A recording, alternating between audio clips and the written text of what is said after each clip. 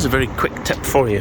If your Land Cruiser has these little stretchy toggles and they're getting a bit old and tired and they're losing their stretch, you can just take the panel off the side of the car. On the inside is a really simple little toggle thing. It's just a little bit of stretchy elastic on a piece of cardboard. So what I'm going to do is wind a few more little passes onto it,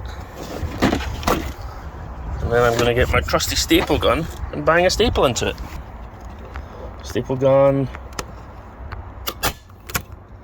one staple in there, and it's not coming out the other side, so I'll just do the same thing on the other side.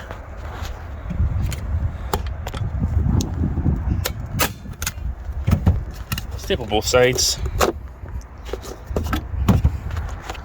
and when I flip that up, voila! Tighter strap, new lease of life. That's helpful.